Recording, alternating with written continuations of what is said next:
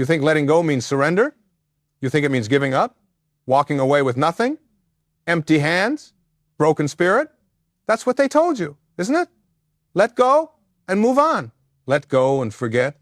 Let go and pretend it never mattered. But here's what nobody tells you. Letting go isn't about losing anything. It's about reclaiming everything. Your peace, your power, your life. And right now, in this moment, you're holding on to something that's slowly destroying you from the inside out. Look at your hands right now. I mean, really look at them. They're clenched, aren't they? Maybe not physically. But somewhere inside you, there's a grip so tight, it's cutting off your circulation. You're holding on to a conversation that went wrong 3 years ago, a relationship that ended but never really finished, a version of yourself you think you should have been, and that grip, that desperate clutching, you think it's keeping something safe, but it's not. It's keeping you prisoner. I want you to understand something fundamental about human nature. We are meaning-making machines. We take every experience, every encounter, every moment of pain, and we wrap it in story. We give it significance. We make it mean something about who we are. And once we've created that meaning, we defend it like our lives depend on it. Even when that meaning is destroying us, you stayed in that friendship long after it became toxic because letting go would mean admitting you chose wrong. You replay that argument because releasing it would mean accepting you can't change what happened. You hold on to that hurt because dropping it would mean facing the terrifying possibility that you suffered for nothing. And that's what this is really about. The fear that if you let go, all of it becomes meaningless. But here's the truth nobody wants to hear. It already is meaningless. Not the experience itself, but the story you built around it, the meaning you assigned, the identity you constructed from your wounds. That's the prison. That's what you're actually holding on to. And it has nothing to do with them. It has everything to do with you. Let me tell you about a woman I once knew. She carried her divorce like a badge. 10 years after it ended, she could recite every detail, every betrayal, every lie, every moment of humiliation. She knew the date he left, the exact words he said, the color of the shirt he was wearing. And she thought this meant she was strong. She thought remembering proved she wasn't weak enough to be fooled again. But what it really proved was that she never left that marriage. Her body walked away. Her spirit stayed locked in that moment of abandonment. You see this everywhere. The person who brings up their childhood trauma in every conversation, the friend who can't stop talking about what someone did to them 5 years ago, the colleague who references that one professional failure like it happened yesterday. And we treat this like it's normal, like this is just how memory works. But it's not memory, it's repetition. And there's a universe of difference between the two. Memory is neutral. It's data, information stored. But repetition is active. It's a choice. Every time you retell that story, every time you replay that scene, you're not remembering. You're re-experiencing. You're choosing to live it again. And your body doesn't know the difference between something happening now and something you're vividly imagining. So your nervous system stays activated. Your stress hormones stay elevated. Your heart stays broken. Because you won't let the moment end. And the cruelest part? You think this loyalty to your pain proves something noble. You think if you let go, you're saying it didn't matter. You're saying they were right. You're saying you deserved it. So you hold on. You keep the wound fresh. You pick at the scab. And you call it healing.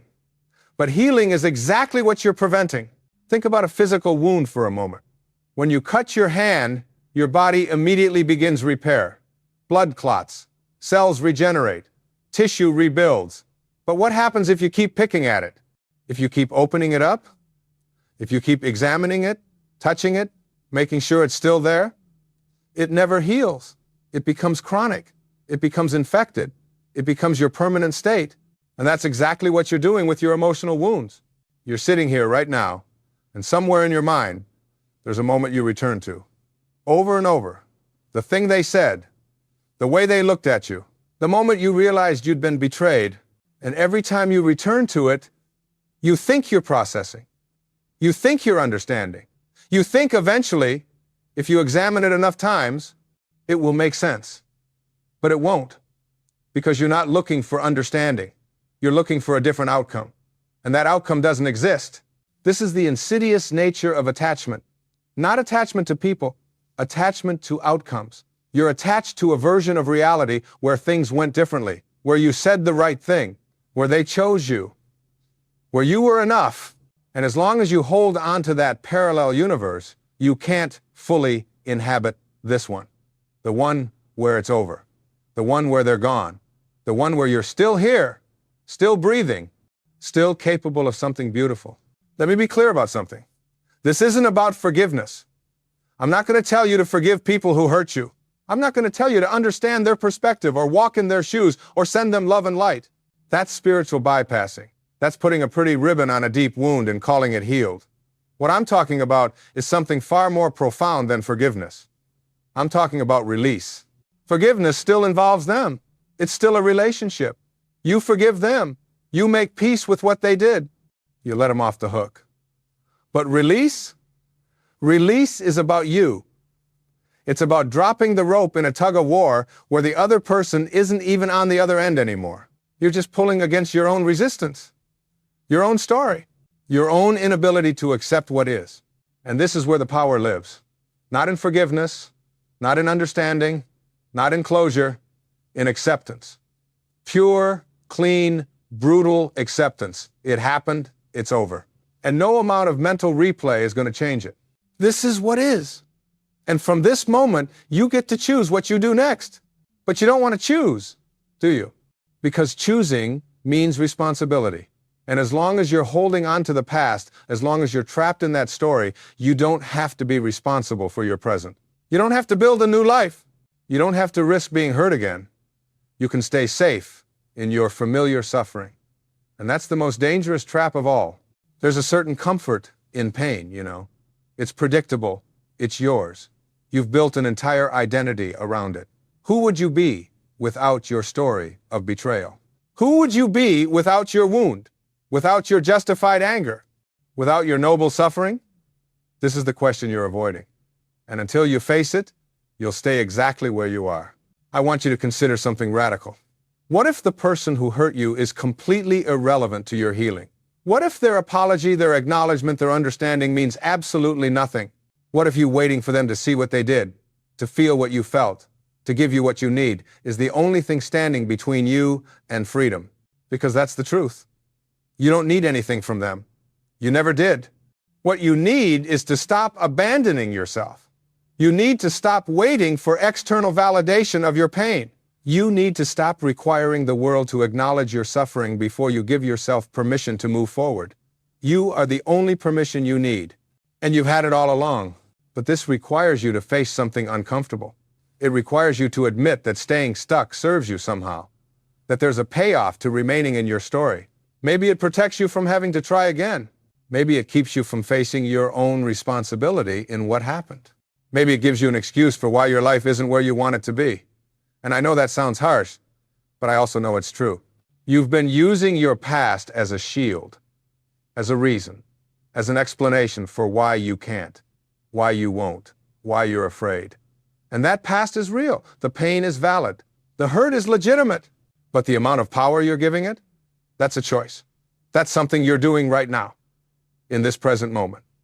And you can stop. Let me tell you what happens when you finally let go. Not what you think will happen. Not the catastrophe your mind has created. What actually happens? There's a moment of vertigo, like you're falling, because you are. You're falling out of the story you've been telling yourself. You're falling out of the identity you built from your wounds. And it's terrifying, because you don't know who you are without that story. But then something shifts. The falling becomes floating. And you realize you're not disappearing. You're not becoming nothing. You're becoming lighter. The weight you've been carrying, it lifts. Not all at once, but gradually, like clouds clearing, and suddenly you can see things you couldn't see before, possibilities, opportunities, aspects of yourself that got buried under all that pain. This is what they don't tell you about letting go.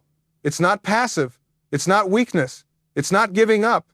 It's the most active, courageous, powerful thing you can do, because you're choosing yourself over your story. You're choosing your future over your past. You're choosing to stop being a victim of what happened and start being the author of what happens next. And I know what you're thinking. If I let go, what about justice? What about making sure they know what they did? What about consequences? Here's what I know about justice. Real justice isn't about them getting what they deserve. It's about you getting free. Real consequences aren't what happens to them. It's what happens when you stop letting them occupy your mental and emotional space rent-free. They're already gone. They've moved on. They're living their life. The only person still imprisoned by what happened is you. You want them to hurt the way you hurt. You want them to lose sleep the way you lose sleep. You want them to feel the weight of what they did.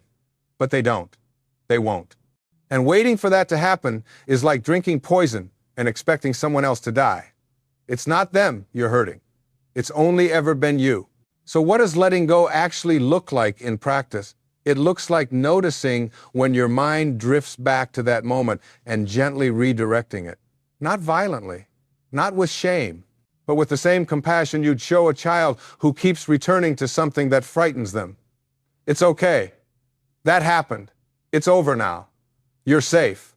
And you bring yourself back to the present, to this moment, to this breath, to what's actually happening right now. It looks like stopping yourself mid-story when you're about to retell what happened for the 100th time, not because the story isn't true, but because you recognize that retelling it doesn't serve you anymore. It doesn't heal you. It doesn't change anything. It just keeps you locked in a loop. And you deserve better than that. It looks like making different choices, small ones at first, going somewhere you've been avoiding because it reminds you of them, trying something new instead of staying in the comfortable misery of what you know, choosing to be present with someone who's in front of you instead of comparing them to someone who's gone. These tiny acts of defiance against your own patterns. That's what transformation looks like. And here's what most people miss. Letting go isn't a one-time event.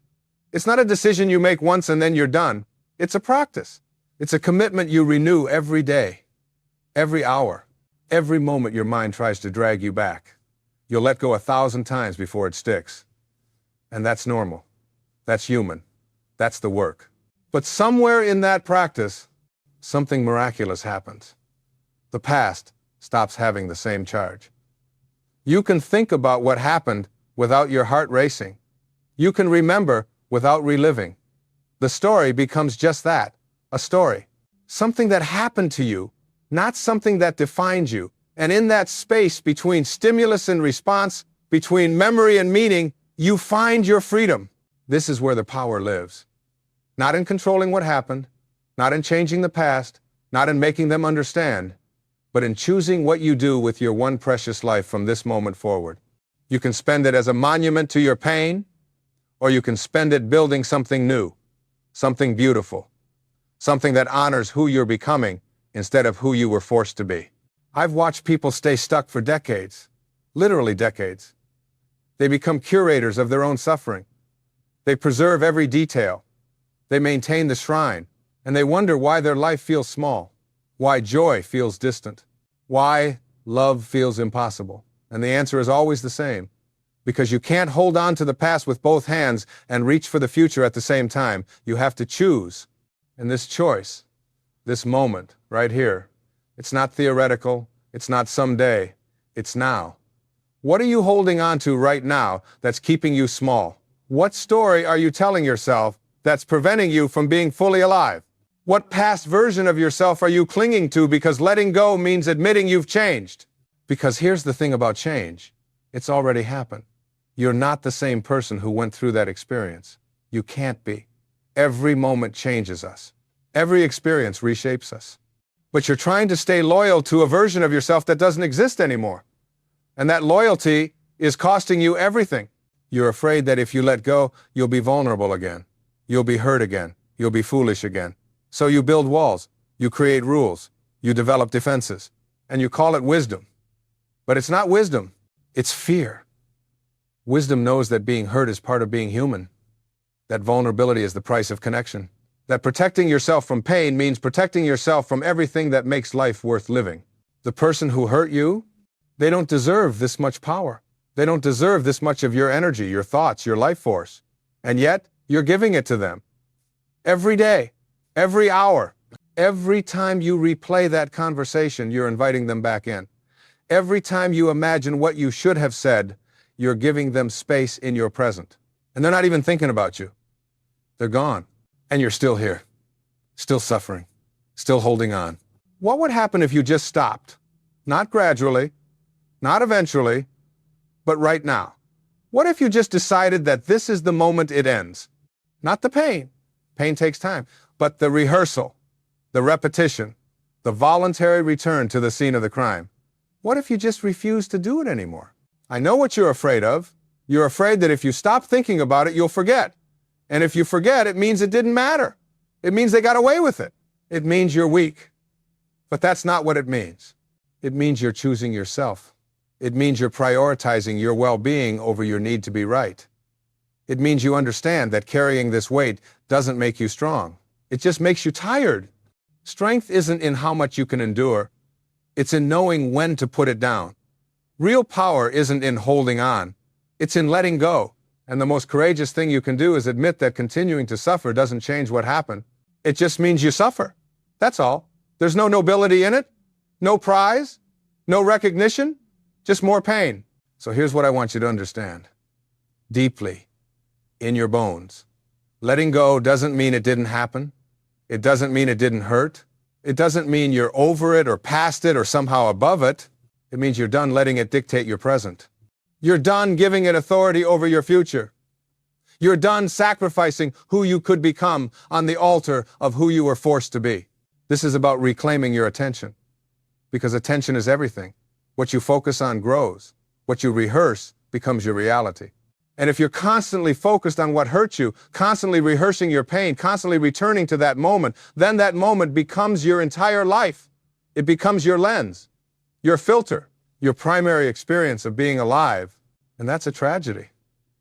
Not because of what they did, but because of what you're doing to yourself.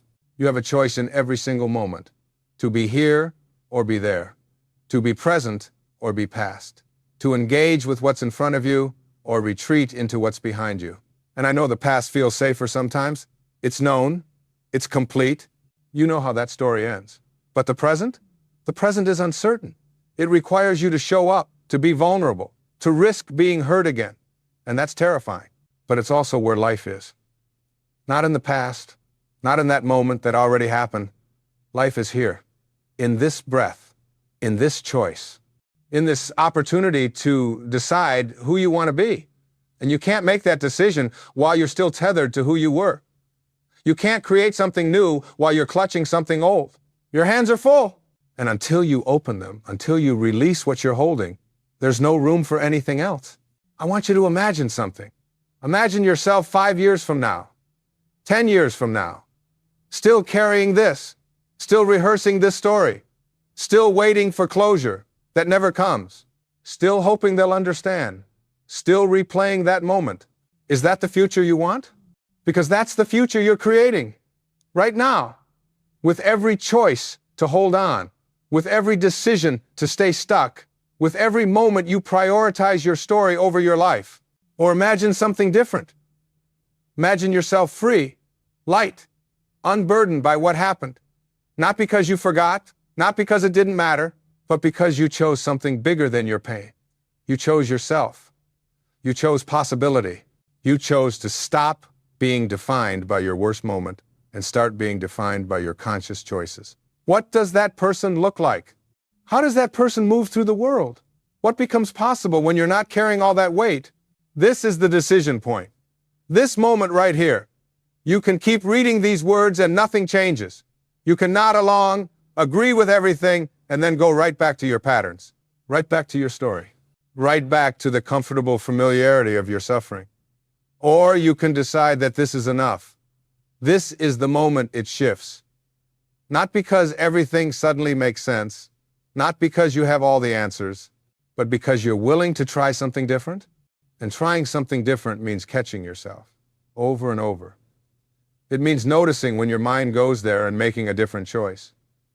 It means feeling the urge to tell that story again and choosing silence. It means recognizing the pattern and interrupting it. Not perfectly, not every time, but more and more, little by little, until the pattern loses its power, until the story loses its grip. until you realize days have gone by and you didn't think about it once. That's when you know you're free. Not when you can't remember, but when remembering doesn't hurt anymore. When it's just information. Just something that happened. Not the defining event of your existence. Not the explanation for everything wrong in your life.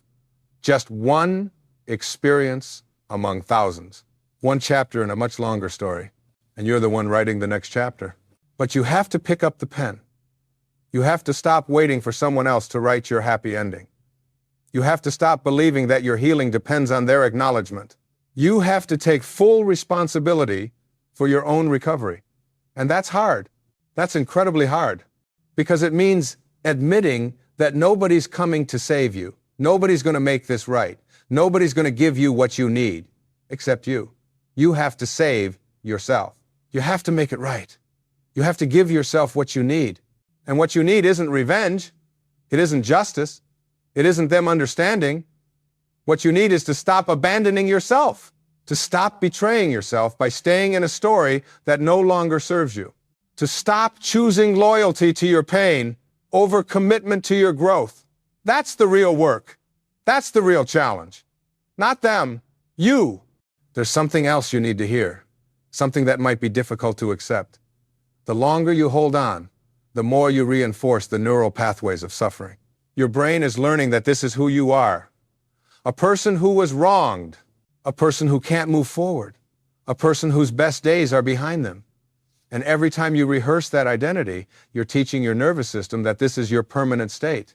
Your body believes what you tell it, not with your words, with your attention, with your focus, with your repetitive thoughts and behaviors. And right now, you're teaching it that danger is everywhere, that trust is impossible, that you're not safe. Even when you are, even when the threat has passed, even when you're sitting in a quiet room with nothing actually wrong in this present moment. This is the hidden cost of holding on. It's not just emotional, it's physical, it's neurological. It's the way your shoulders stay tense, the way your jaw clenches, the way your sleep suffers, the way your digestion struggles. Your body is carrying the burden of a past it can't escape because your mind won't let it. And that's not poetic. That's not metaphorical. That's physiological fact. But here's the beautiful thing about neuroplasticity. The same brain that learned to hold on can learn to let go. The same nervous system that got stuck in threat can find its way back to safety. But it requires consistency. It requires you to stop feeding the old pattern and start building a new one. It requires you to become conscious of what you're doing to yourself and make a different choice. And that different choice starts with awareness. Just noticing, not judging, not shaming, just becoming aware of how often your mind returns to that place, how automatically it happens, how you don't even realize you're doing it half the time. That awareness is the first step, because you can't change what you don't see. And you've been blind to your own patterns for so long that they feel like truth instead of habit. Watch yourself this week. Notice how many times you bring it up in conversation, how many times you think about it when you're alone, how many times you use it as a reference point for new experiences. Not to criticize yourself, but to see clearly what you're actually doing. Because the moment you see it clearly, the moment you recognize the pattern, something shifts. You have a choice you didn't have before. And that choice is everything. Think about the people in your life right now. The ones who love you. The ones who want to know you. Not the you that's trapped in that story, but the you that exists beyond it. They're reaching for you, but you're not fully there. You're somewhere else, somewhere in the past. And they can feel it. They can sense that part of you is absent, that you're present in body but not in spirit. And it hurts them, not because they blame you, but because they want all of you, and you're not available. This is what holding on costs you. Not just your own peace, but your capacity for real connection, for real intimacy, for real presence with the people who are actually here, who actually care, who actually want to be part of your life. And you're missing it. You're missing them because you're still engaged with someone who's gone, someone who doesn't care, someone who moved on without looking back. Is that fair to you? Is that fair to them? To the people who show up every day ready to love you, and you're giving your attention to ghosts, to memories, to conversations that only exist in your mind? You're choosing absence over presence. You're choosing the past over the now. and everyone loses, especially you. I want you to feel the weight of this moment, the gravity of this choice you're making, because it is a choice. You're choosing what you focus on. You're choosing what you rehearse. You're choosing what story you tell about who you are. And that choice is creating your reality, not the reality of what happened, but the reality of what's happening right now, in this moment, in your body, in your relationships, in your life. And here's the profound truth. You can make a different choice right now, in this instant. You don't have to wait until you're ready. You don't have to wait until it makes sense. You don't have to wait until they apologize or the universe gives you permission or enough time has passed. You can decide right now that you're done, that this pattern ends here, that you're reclaiming your attention, your energy, your life. It won't be easy. I'm not going to lie to you and say it will be. The pattern has momentum. It's been running for a long time. It's comfortable. It's familiar. Your mind will resist. It will pull you back. It will tell you that you're forgetting, that you're betraying yourself, that you're letting them win. But those are lies. Those are the stories your fear tells to keep you stuck. And you don't have to believe them. What you believe is up to you. What you focus on is up to you. What you do with this moment is up to you. Nobody else gets a vote. Not them. Not your past. Not your pain. Just you. And you have more power than you realize. More choice than you've been exercising. More freedom than you've been claiming. There's a moment that comes, a moment of clarity, when you suddenly see how much energy you've been spending on something that gives you nothing back. It's like waking up from a dream, or maybe waking up into reality for the first time. And in that moment, you understand that holding on was never about them at all. It was about you being afraid to find out who you are without your wound. Your wound became your identity. Your pain became your story. And somewhere along the way, you forgot that you existed before that moment, that you have depth and complexity and beauty that has nothing to do with what hurt you. You are not what happened to you. You never were. But you've been living as if you are. And that's the real tragedy. Every morning you wake up, you have an opportunity, a fresh start, a clean slate. But you don't treat it that way. You reach for the same thoughts, the same stories, the same resentments, like a security blanket, like something familiar in an uncertain world. And I understand that. I understand why you do it. But understanding doesn't make it helpful. It doesn't make it serve you. It just makes it understandable. And maybe that's enough for some people, to understand why they're stuck, to have a good reason to be able to explain it. But you're not some people. You're you. And you deserve more than understanding. You deserve freedom. You deserve peace. You deserve a life that isn't defined by the worst thing that ever happened to you. So here you are, at the edge of a decision you didn't know you were making, the weight in your hands or the power in your spirit. You can't have both. And I know what you're thinking. If I let go, what will be left? But that's the beautiful terror of it all. What's left is you, the real you, not the version that's been buried under resentment and regret, not the version clinging to what hurt you, the version that was always there, waiting for you to remember. Letting go isn't the end of your story. It's the first line of a new chapter, and you're the only one who can write it.